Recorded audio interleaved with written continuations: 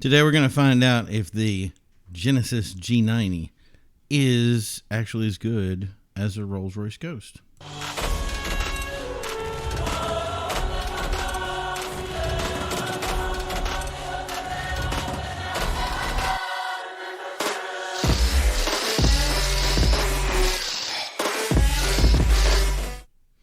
Hey everybody, and welcome back to Carside Chat. I am your host, Primo. If I can get my thing to work here. There we go. I am back from a little quarantine action. I finally got my test back yesterday. This has been my third or fourth quarantine. It is what it is. But I've come back again and been negative. But this time I actually did get sick. I just did not feel good at all. And yeah, it's been a rough couple of days. I was hoping to have a video out earlier. I was hoping to have some other stuff, get nice and motivated. But then again, things happen. So I don't beat myself up too badly. But otherwise, everything has been going great. It's been a great year. We had a big cold snap, a little bit of snow, but nothing that's serious. I'm really liking how this year is panning out so far. I'm sure that people out there have had some negative things, but if you have some anxiety, you have some other things that are going on in your life, here's your chance to put your best foot forward and just start changing the way you think about this stuff. Think positive. Think this is the year I'm going to make something happen, and then go out and figure out how to make it happen. Now, a group that has made it happen is Rolls-Royce. Pretty much, I'm going to call them the king of ultra luxury. They just came out with their new black badge stuff, and it is incredible. I love seeing the stuff that they have. It's got a special symbol on it. I probably should have put it up in the thing and so you guys can see it. But we got it in a couple of different positions on our Facebook page. We have Instagram. We have some other areas. So if you haven't done that yet, go over to the Executive Automotive Society. executiveautomotivesociety.com. Any place that you need to go to get that stuff done is golden. And that's the other thing is if you don't want to miss any of this other stuff, make sure that you like and subscribe. So that's something that's big. But Rolls, like I said, they have their big stuff that they put up, and it's actually getting a lot of traction. It's getting them the stuff that they need to get their voice out there and kind of get people to pay attention to a product that I don't understand how you miss it. But thanks to this new stuff that they've done, Rolls-Royce had 5,586 motor vehicles that they sold for 2021.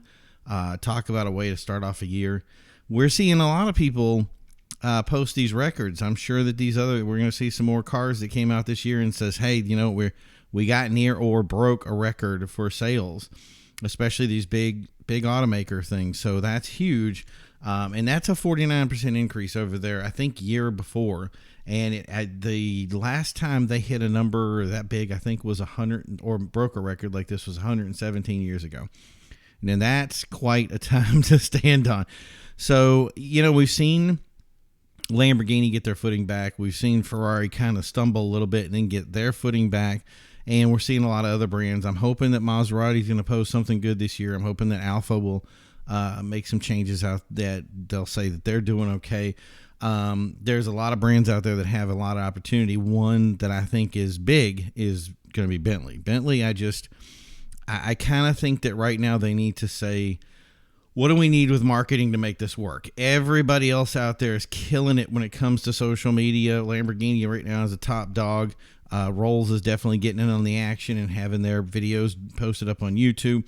It's easy to get information now. You don't have to fight with it anymore. It's like a big deal. So my question really is for Bentley, when is this all going to change? When are you guys going to get your stuff together and start, I've seen dealerships close, and that's not a good sign, especially for a product right now that I think is on the upswing. If you haven't seen a Bentley or test driven a Bentley, there's your opportunity right now to check it out and say, hey, you know what? I need to drive one of these things and see what the deal is with it. And it's always been one of my favorite products. If you're looking to look into pre-owned, here's a vehicle with a strong, I've seen engines that last a long time. They have both the 12-cylinder, the 8-cylinder, you name it. And, the problems that they kind of had, but I want to say back in 2009, 2010 with tech, they've kind of really overcome some of those. So That's the thing is now there's a brand that get up to, come on, Bentley, get in the action, man. Let's start seeing some videos. Let's see some buzz out there. And that's the thing today. It used to be back in the day, you had somebody make the buzz. And today you need to make the buzz yourself. And we're in a buyer's market. That was the big thing. Like when Maybach folded, is Bentley said, hey, we're going to jump in there and grab all those customers that wanted to move over. And I really didn't hear much come from that. And that it makes me wonder who's dropping the ball. So, I don't know, maybe you guys need to call me on the phone and we'll get something set up, or at least, hey, getting some cars and we'll drive them and we'll start some of our own buzz, because I would be dying to drive another one. It's been a while since I've been in one, and I just thoroughly enjoyed it for every time. No matter, even some of the old crappy models that just people, like the hydraulic brakes that people get worried about, it was huge. So today's topic was, I keep hearing this over and over again, is people say, this Genesis G90, like, it is the car. It's got so much in it that's so, top notch, top tier for the price. You can't go wrong. And it's just something that really kind of just continued to kind of dig at me, because, as you know, I own a Hyundai Genesis. Back in 2010. They tried to test out the brand modeling to see if it would do very well, and actually it did incredible. They decided not to go with the coupe stuff, which is what I have, and more go into the sedan side, which was really nice. They had a V8 at the time. They had some image or branding issues that they needed to overcome because of, well, Bentley exists. The two similar symbols, but that was the thing is they went from excuse me doing the symbolization with those cars, and then once they started getting traction here with the Genesis logo on them, they really thought, now's the time to move it over from Hyundai to be its own brand, and that move started to happen. So that was a big deal. But I actually got the Ecus. One of the Ecuses, it was actually in Korean. It was really cool, and that was one of the first cars that came over to the U.S., and I got a chance to drive it.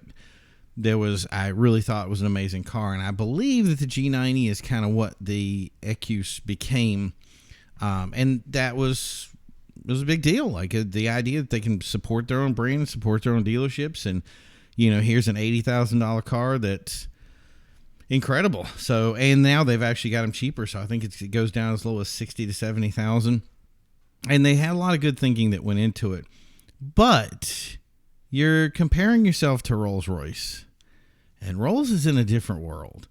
There's something about a Rolls-Royce that is just off the chart. And if you've ever driven one or been a passenger in one, there is just some kudo points that they get that cannot be compared to any other vehicle. It is indeed an experience. Like I said, any of those ultra luxury brands, Bentley and Rolls-Royce, it's one of those things where you get in the car and drive it, and if you can come back and say, yeah, that was just like any other car, you weren't there. You were asleep the whole ride, because it's amazing going down the road at 100 miles per hour and just not hearing anything. Like, it's just the music's playing inside of it, and it's a different experience. And that's, Rolls-Royce has been the king of that for a long time, and people know it. It's unfortunately kind of identified it sometimes with the older person car, but that's neither here nor there. That's the thing is I think if anybody is into the true ultimate driving experience, then you have to consider Rolls-Royce. It's just the way it is. We don't have those battles about saying, hey, I'm going to buy a muscle car because I like my muscles better than exotic cars and it's better to build than to buy, or all this stuff. We don't have that problem when it comes to actually commuter vehicles, because there's your basic commuter, there's kind of that mid-range, then there's the luxury stuff, and then there's the elite. And that's where you get into that ultra luxury field where Rolls cannot be beaten. It really is the top dog. Big numbers, big power, everything about it, no holds barred. It's the idea of the idea of the quiet, powerful drive is actually in its mission statement. It's part of its DNA. So Genesis has quite the battle today, but I think you're going to be a little bit shocked at what we come up with, and I was actually shocked myself. So today's thing is not about really looking at the driving quality. So when I was a passenger in a Genesis, the last time I was in it, I don't think I was in the G90. I think it was in the lower level one. I was actually the passenger, and I had the controls in the back, so I was able to control the monitors, control the what I was watching, computer access, that kind of thing. But there was a ridge in it that I bumped my head on constantly, and I just saw that as a huge fail. And I'm not that big a guy per se. Like, I'm not that huge, and I know there's guys out there that are 6 foot, 6'2", that they would definitely have had problems with that bump in the highway there. So that's one fail. So I'm never going to have that problem in a Rolls. I know that the head space in it is huge. Veneer tables, it just, controls are perfect. It's made to be driven, and it's made to be driven by. So it's one of those cars I've always said I wanted to get a Rolls and go out and do Ubers with them and see what happens, and get the reactions that people want. But it's one of those cars that people wouldn't want to do that with, because everything in it is so perfect. So we're not going to take that into account, though. We're going to take a little bit of it. So some things they're going to get some bonuses for, some things they aren't. But at the end of this, we're going to see how that score lines up based on just the numbers and see what we get overall. So the first thing I want to do here is let's look at the Rolls Ghost. This is our first car that's going to be up. This is the model year that we're doing here is 2021. I really wanted to do the 2022 setup, but it's just easier to get the stats for the 2021. The second thing is now look at this Rolls interior.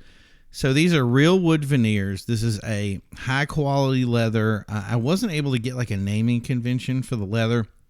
It's been a while, so I used to know all that stuff, but I don't even know if they use the same materials that they do before. I do believe that the wood grain that you see here is the same piece of wood that's used throughout the vehicle. So they use this one wood veneer, and then it's kind of layered, and then it goes into the veneers itself. So you have this awesome interior that's kind of uniform. Obviously, you have a really easy to access screen, easy to access controls.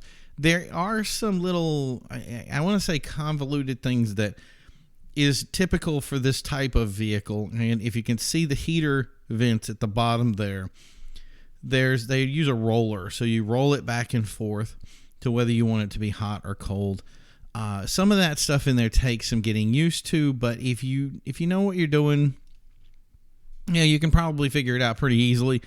The other thing that I like about the touchscreen is that it's programmable. So if you can see just below the vents there should be a row of like numbers and stuff. So if you want to program, let me see if that's right in here. Yeah, I think so. But yeah, the thing that happens with these, I know that you press the button, you hold it, and you can program it not just it's almost like radio station programming. So if you say, I want program 1 to be my GPS to go home, you can program it. So that's something I like about this. The other thing is you can actually plug in a USB. If you have a loaner, you take your USB settings, put it in the new car, and they're all ready to go out of the bat. So yeah, that's the Rolls interior. Oh, don't forget the Starlight headliner. Great option for it. Another one that they have is the Lambswool Mats. Do not buy this car without the Lambswool Mats. I think they're $20,000, $18,000 to $20,000. But yeah, that's the one where you drive. You will not drive with your shoes on for the rest of your life if you have those. Hard to take care of, but I think well worth it. So let's get rid of that now. Obviously, some of the things that we're talking about here, we're talking big dollars, okay? So let's look at the G90. This is one of those things, and I want to say first off, it kind of feels plain Jane. It does have that estate driving look to it, but there is something a little bit, it needs more edges. It needs a little bit more something. I don't know what it was. Like Lexus really did a great job of taking their cars and showing them that they were worth way more than what you were paying for them. And I think you get a lot more out of those than, say, other cars. But that's the thing is these aren't really Lexus. We're actually up in a new genre here. And I think if you're going to go up in a new genre, the big vent is, it's okay. But there needs to be more going on here with this car than what I'm seeing. And nothing to knock against it. I'm sure there's ways to, make it look the way it looks. But, as a promo image, not as flattering as I'd like to be. It's not, this should be jumping out of the page at me. It should be just knocking me on my butt. And I just really not feeling the exterior of it. But when we move to the interior, the Genesis really starts showing aces. Like, this looks like a really smooth, dynamic interior. We've got this one. It's got the ebony veneer to it. I don't know if I want to see this too, but I don't think that these are real woods like they use in the Rolls-Royce, and that's okay. A lot BMW does it. A lot of different companies don't, use real wood, and that's just the way it is. That's okay. Nobody's going to take it personal because some of the times it's just the look that we're looking for. But the veneers do go from the front. They go around to the side. So they're on the doors. They look very uniform in this picture. I don't know if that's true of all the vehicles, but I know the Rolls-Royce, you're going to get every car just has that same, I want to say it's leveled ambience. It's just it looks uniform. But it definitely, in this picture, that definitely looks uniform. It definitely feels real. It looks like easy to do controls. And it looks like the shifter and all the little controls here are easy to reach. I don't know how this programmable area works, or the radio system itself. It's something where I really need to go in and actually drive a vehicle, but use it. The interior is Napa. This is one car that, like, the Rolls has the Starlight field on it. I just felt that G90 man would just be perfect with that Starlight on it. I think if I was going to get one, I'd want to do something to kind of increase the looks on it. So we are going into aftermarket, which is kind of my wheelhouse here. Sorry to put it up, but I think that if I was getting the car, I would probably do something with the exterior of it. But I don't think I'd do much with the interior other than like adding a Starlight field or something like that to kind of just make it pop. And I think that it wouldn't take much to make that car pop. So that's the thing is right now as we're going, Genesis is a little bit behind, especially in the looks class. So, it is what it is. And that's the thing. It shouldn't be shocking that's the thing is you got to remember that the G90 is should be pulling in the backs of the whole thing right now. It should be losing a couple of battles right off the bat. And that's okay because it's not a car that you're going to spend the money on as high. And we'll get into that too. So the first thing we're going to get into, like, again, I want to just focus on the numbers as much as we focused on some of that stuff. I mean, obviously we got to look at it and say, let's say we don't know everything. Let's say you don't know about the Starlight field or the Lambswool Mats, or sometimes we're not kind of taking the payment in. Let's just look at flat stuff. So let's just look at the numbers here. So the engine for the Rolls-Royce is a 6.61 twin turbo V12 that makes 563 horsepower at 5,250 RPMs and 605 torque at 1,500 RPMs. Now that's the number that I think is impressive. Making all its torque at 1,500 is amazing. That is the sign for me of a true luxury car, a car that is going to nail you to the wall and just not apologize for its power. That's what I'm talking about, and I really like that about the car. It is rear-wheel drive and has an 8-speed automatic. So right now we got that's going to be quite the little thing to fight out here. So what's the G90 have? It's a 5-liter V8. Makes 420 horsepower at 6,000 RPMs and 383 torque at 5,000 RPMs. It is rear-wheel drive, but it's going to get a ding here because it has the option of all-wheel drive. That's pretty big for a lot of you guys, and especially the northern guys are going to say, oh, there's an all-wheel drive option? Well, then. And that's the thing is I'm not sure you're going to drive your Dawn out in the wintertime while you could kind of consider your Genesis. Also, it has an 8-speed automatic, and what I did here is I kind of looked at the gear ratios on the two. I do like the gearing of the Rolls-Royce slightly better. There's a way that they're constructed. They're very similar, but I think at the end of the day, the Rolls kind of nudges it out with the thing there. But where we have a huge failure here is obviously in the horsepower numbers, and especially in the torque, where you really needed to have more. I mean, you're under, 200 torque less than the Rolls-Royce, and that's just, I mean, you got to definitely up your game there. So that's the thing is so right now let's do the scoring here so far. So for the Rolls right now, that's getting 1 for the horsepower, 1 for the torque. I'm going to give it another for the speed, the automatic transmission. I'm going to give the Genesis G90 1 for all-wheel drive. And the last thing is the fuel, which is fuel consumption for the Rolls is 14 combined, 12 and 18. So city highway, 12 and 18, so 14 combined. And then for the Genesis G90, it's 1624 and 19 for the total. So it's going to make a lot more horsepower. It's going to make more horsepower than the G90, but it's going to get better fuel economy. So I have to give it a score there. So right now it's 3-2 right now. The other thing is one has the 21.7 gallon fuel tank, and the Genesis has the 21.9 gallon fuel tank. So let's just call it 22. I'm not going to split hairs over a gallon of gas here. Not even a full gallon. It's like, was it 0.3? But let's just call it, let's just call it a mulligan there. So that's evened out. So far we've got 3 for the Dawn and 2 for the G90.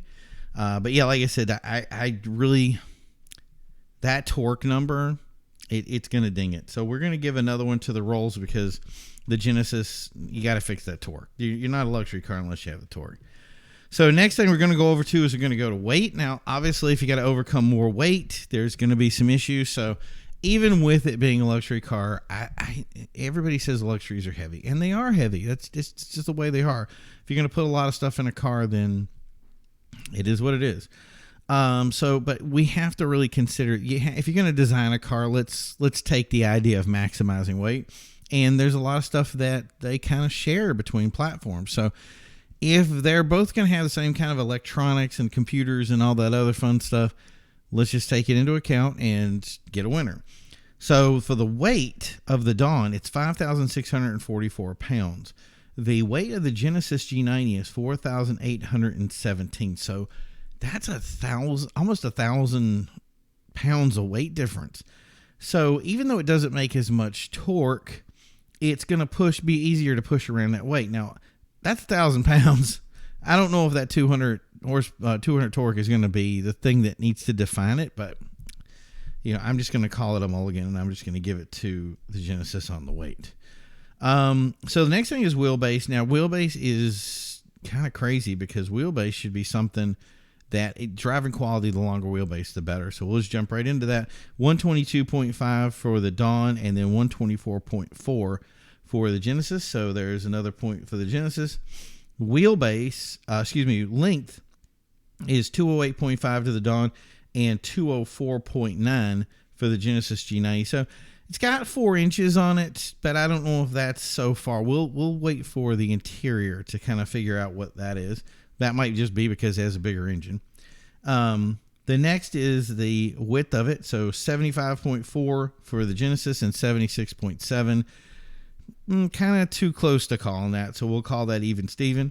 And then the height of it, 59.1 for the Dawn and 58.9 for the Genesis. So the Genesis is actually a lower slung car than the Rolls, which shouldn't be too shocking. The Rolls is a big car. The Dawn's actually the smaller of the group, which is why I like it, because it kind of has a better feel. I think it cuts through the wind a little bit better. But that's the thing is I don't think this is enough to really make a big difference. But the passenger volume, and this is where it really is, because the space inside is what's really going to make the diamond for you. The passenger volume for the Dawn is 100 cubic feet, while the Genesis has 113.2 cubic feet, which means it's bigger, and it's bigger by 13 inches. So there's another one for the G90. The trunk space, which is 9.2 cubic feet for the Dawn, and the G90 has 15.7 cubic feet. That's a big deal. So we got another one for the G90, and that's just something I kind of was shocked by, because I know I've worked with these companies before, and I remember when the Dawn came out, I remember how awesome it was. I was very excited about the car, and it kind of shocked me that I remember a ton of space in that car, and I didn't think that the G90 would be able to best it. I know the Bentley has huge amounts of space. Like, you can put everything in there. But if this is going to be a driver's car, I think being able to have more trunk space is definitely going to be a winner.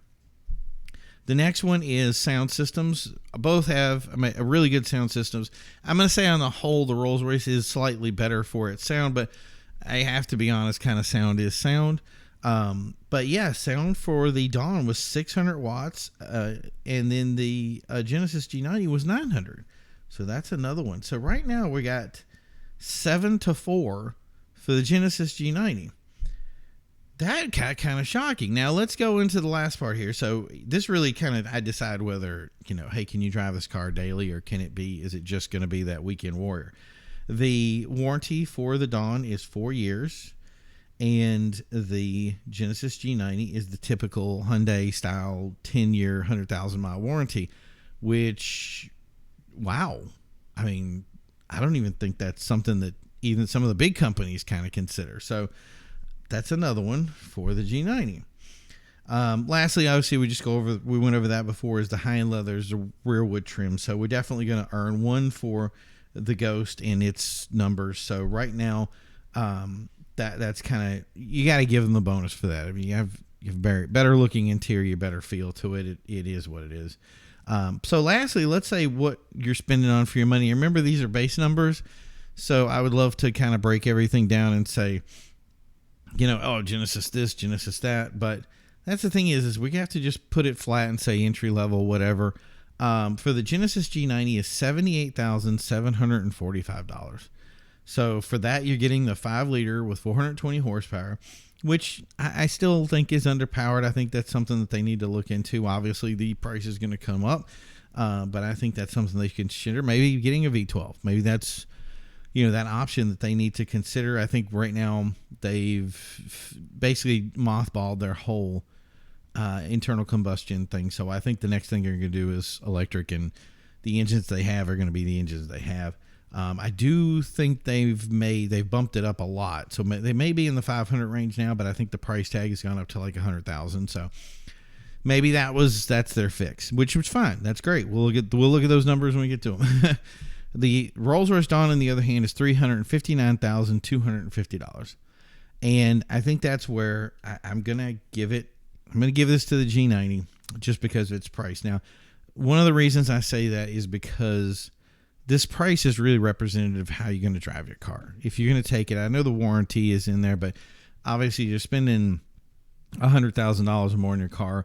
The warranty is a concern, but it's not a backbreaker. In other words, how much you're going to take it out. And that really is the diamond here, is how often are you going to take out your G90 versus how often you're going to take out your Dawn. Now, your Dawn you're not going to probably daily drive a Dawn unless you really hit the lottery somewhere, and you have the kind of bucks that people don't care about anymore. If you can spend $2 million on a car, I just spent $359,000 just because, there's the difference. So, but yeah, with a $78,000 car with a 10-year warranty, I will never have a problem rolling a G90 out. Sometimes if I test in a Rolls-Royce Dawn, I'm going to say, I want to be careful with everything. I don't want to mess the leather. I won't even sit in the seat for too long because, like, I'm wearing tan pants. I will not wear black pants if I'm going to test drive one of those cars because I understand that leather can actually leach off of the dye in your clothes if your clothes aren't diamond. So it's one of those things that even if I'm wearing the top-notch clothing apparel, I may be aware that there's stuff that can be into the interior, so I'm going to spend more time on it. I think with the G90, there's going to be times when if you had both in your driveway and you said, hey, we're just going to go out on that Sunday stroll and just drive around a little bit and then maybe bike up a bike trail someplace, or go out to play a game of golf, and I see dirt in my future, I think the idea is I'm going to take the G90 out a lot more. So yeah, I think that all in all, that's where we kind of sit. So the score right now, and remember, this is just what we see as numbers, is 9 for the G90 and 5 for the Rolls-Royce. I did not expect that to happen. I really thought we were going to go through this and go more trunk space, more interior volume, higher watt sound system. Obviously they're going to fail on warranty from the Dawn in comparison to the Genesis. They do their stuff. I didn't expect Genesis to beat the horsepower at all, and the idea of the feel of the V12, but that would really be in effect if we're driving a Lambo, Ferrari, Koenigsegg, because we're all about the sound. Here, it's all about making less sound. So that really didn't come into a factor. And with the 8-speed automatic, that was, I think, really kind of the part where I woke up and said, whoa, this thing has a chance. And the reason it has a chance is because of the way the gearing was. I knew it was going to be a very smooth transmission. I knew it was going to have that kind of feel that you'd expect from a luxury car. Obviously, the G90 with the looks, I got to give it a ding for that, which we did. But that's one of those things of saying how, come on, if you're selling successful cars and you really are making an impact above and beyond, then take a couple extra steps to do some little design work to have it, maybe some haunches on the side, maybe have some hips, give it some life, man. That car definitely, from the numbers right here, is definitely something I would look into and want to consider. But those looks, I mean, put it up against Lexus and that could kill it. You know what I mean? Like, given the option of saying between that, I'm not really excited with the new BMW kidney grills. I mean, you guys put it in the comments of what you feel about that. Mercedes is always Mercedes. They're going to continue to do what they do. So I'm going to give the Mercedes good on looks. They have some cars that really nail it. But a lot of things when they roll back to the retro looks, and I think everybody kind of feels that 2001 area for some of the cars out there was really just a pristine time for cars. I think it was good for a lot of brands. I liked later when it came to Rolls-Royce and Bentley, which I think everybody's going to say, yeah, that's the way to go. 2008, 2009, they really they started getting their stride. Bentley's looked strong. The Rolls-Royce was strong. A couple of brands in there that really hit it while other brands were falling off, and they were really up in their game. So I really think it's just a matter of BMW, is going to take their game a different direction. I think Mercedes is going to take their game a different directions. But the reality is all those cars are great trunk space, great driving experience, great feel, and a lot of those numbers that you're going to see here, you can actually read in the numbers and say, hey, what's going to feel good? Now, here's the thing. I understand the G90 on paper won, and I think the Dawn, will look at me and kind of go, really? For the price that you're getting here, is that driving experience that much difference? And that's where I think that this kind of test is not going to be good. It's not going to be able to tell you how the cars drive based on how your experience and how your feel is. I think that's something that we want to do probably in the next year, when the weather starts coming up. I definitely want to go out and I definitely want to get a Genesis and I definitely want to get a Rolls-Royce. I might actually look into a black badge because that thing is the powerhouse of it. And I know that may be an unfair comparison, but oh well, if they offer the car and you have the money for it, why not, right? But yeah, looking at a top of the line G90 with all the trimmings, with all the power, drive that sucker around a little bit, see what it feels like in the mix and, comfort zone, and how would it feel to be a passenger? How would it feel to be a driver? And then go in and compare them actually apples to apples and see the real thing that sells cars. And that is the driving experience. Obviously, price point wise, if you're not in the market for a Dawn, you're not in the market. So that really works out for you because now you know your options. But again, you have options like Mercedes, Audi, don't forget Audi, BMW, Lexus. I know people didn't want to consider Lexus in the past. Even when they said they were boring cars, I really liked them. The LS 460, I think it was. I really just enjoyed the feel of it. But we see that same kind of concept here there was a dull exterior, and then when you drove the car with its interior, it's kind of, hey, it hits some of the bells and whistles. Now that we've kind of upped the game when it comes to leather and interior feel on it, the margin is getting closer and closer, and the price point, now it's a game of numbers. And that's the thing is if it's all about numbers, there comes a point when the cheapest guy wins. And I hate to say that like that, but it really comes down to, hey, that's the price I like. Does it drive well? And if it can meet that area of being able to have a great driving experience, then we have an ace here. And it may be something that I would go. I mean, I have friends and that's one of the things that brought this up to this too, is I have friends that own Genesis vehicles and their regular cars are Ferraris and McLarens and stuff like that. And it's like, it was so weird to just be like, hey, you could afford a Bentley or Rolls or these other cars. Why did you end up going with the Genesis? And the word is I got the same kind of feel from a car that I didn't have to spend as much money on. That's very telling. So yeah, that's something, like I said, we need to get in the driver's seat here and experience. And if you have before and had the opportunity to even compare this to, let's say, Bentley, or compare it to BMW, or compare it to Mercedes, or any of that, then I want you to put it in the comments, and I want you to let us know exactly what your feeling was on it, and how your experience stated that, hey, I couldn't see myself. Some people just can't see themselves in a Genesis right now, and I get it. It's a Genesis. So it's the thing is if it's not your cup of tea, then it's not your cup of tea. But to have it win, I think at least we need to start considering it. Thank you guys for tuning in today. I hate these. I think these shows will be a little bit longer. We are actually SilverCitySoapworks.com, which is our, I guess you could say, official sponsor. They are working on a new commercial for us. That is one of the fails that we've had in the last couple of shows, that we really said, hey, you know what? I know you guys are putting stuff into this. Let's get a commercial on this and, promote your product, because like I said, they've done a lot to help us get to where we are. And I really do appreciate it a lot. It's something that I work with doing testing for them and stuff like that. So I got a little inside information here, but it is what it is. But that thing is they're going to work on a commercial. And I want to do that because I think we have shows that are basically the hour mark, but then the stuff is we don't have the things inside of it that we need to get to it. So if you have a chance to head over to SilverCitySoapworks.com, check them out. They are do soap, bath bombs, all sorts of stuff that is great for your skin.